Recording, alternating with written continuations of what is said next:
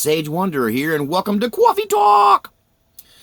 Okay, I'm going to try to get through a take without the sirens kicking in. There must be some row going on down by the river today, because there's a whole bunch of sirens, and it keeps interrupting my talk here. My Coffee Talk! So today, we're talking about skinwalkers. Run for your life! It's shape-shifting, skinwalking demons, and they're coming to get you! Or not. And then also we're going to talk about the Skinwalker Ranch, which is kind of unrelated except for the name. But I figured I'd kill two birds with one stone and get them both in this Coffee Talk. So before we get to the ranch, I guess, do they breed skinwalkers there? I don't know. We'll soon find out. Maybe they raise skinwalkers at the Skinwalker Ranch. I don't know. You shouldn't be growing them things. They sound scary to me. But what is a skinwalker? A skinwalker, according to Navajo legend, is a human being who engages in witchcraft. So not all skinwalkers are witches.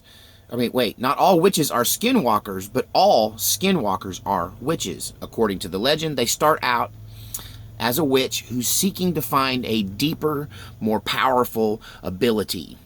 So before they can become a skinwalker and be transformed into a shape-shifting demon, they have to engage in some horrible, taboo, awful behavior, such as incest, for instance, or sacrificing one of your beloved family members, or even necrophilia. But apparently that is the pathway from witch to skinwalker. So what can a traditional Navajo skinwalker do? Well, apparently they can disappear in thin air, so they can just be there 1 minute and then poof, they're gone. They can appear and shapeshift and change into any animal they want. By some legends, others, each skinwalker is given one animal, so he could change into a wolf, and that'd be the only animal he could change into, or a hawk. Some say they can change into any animal or anything, that they can appear however they want to appear. So, skinwalkers have kind of gone from being a dangerous witch who might put a spell on you, who could pretend to be a coyote to escape you, or pretend to be a raven to shapeshift into a raven so that he can spy on you. That somehow over time has kind of become this general ideology for a demon or a creature that you cannot explain. And there are even some that think that the skinwalker, shape-shifting, half-human, half-animal kind of wolfman sort of ideology might have been invented to explain away Bigfoot. Don't. So let's talk about this ranch where they raise skinwalkers. No, they don't really raise skinwalkers at the Skinwalker Ranch. I guess they named it the Skinwalker Ranch because it's in that general Navajo vicinity in Utah, a 500-acre ranch. But this ranch is the center of some serious paranormal activity. And I guess they just wanted to call it the Skinwalker Ranch, although I cannot see any direct relation to skinwalkers and the Skinwalker Ranch. Now, the Skinwalker Ranch, for instance, has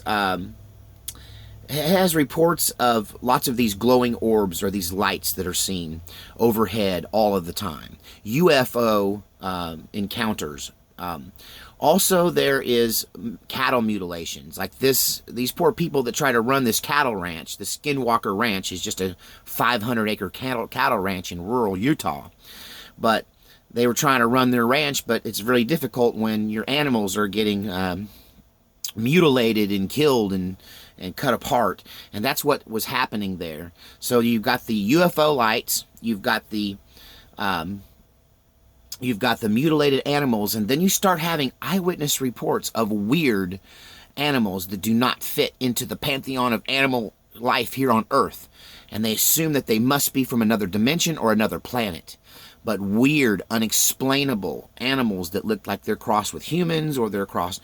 Maybe this is why they started calling it Skinwalker, or maybe that's why the Skinwalker Ranch label stuck. But they even found a footprint, a single footprint that experts say looks like a velociraptor footprint.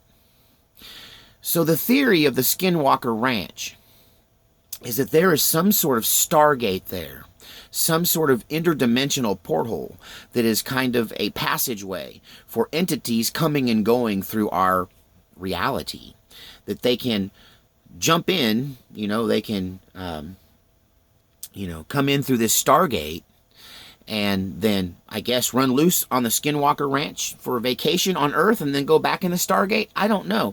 Why isn't there weird animals then now spreading over the whole world from the Skinwalker Ranch through this Stargate?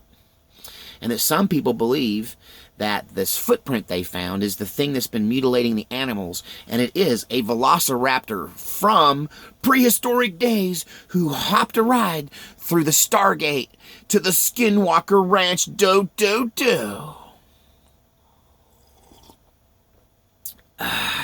What do you think? Is it an army of Navajo witches? Is this a Stargate? Or did the lights in the sky, which are probably just swamp gas, just swamp gas, that maybe the swamp gas is just causing some hysteria in some small-minded people? That's what the men in black would have you think. Don't make them pull the shiny, flashy thing out and erase your memories. Hey, if you see a UFO, don't tell anybody, because then they won't flashy thing you and you'll be able to remember. So skinwalkers, are they real? Are demon, human, animal hybrids a thing that can you become that just by signing on with the dark side? I know there's some weird, twisted horror movie fans out there that probably want to sign up to be one. Not me. So, are the Skinwalkers real? And what about the Skinwalker Ranch? Is it just a hot spot for UFOs? Is there a Stargate there? Or is this where the Skinwalkers go to retire? Woo-wee! You tell me in the comment section. Till next time on Coffee Talk!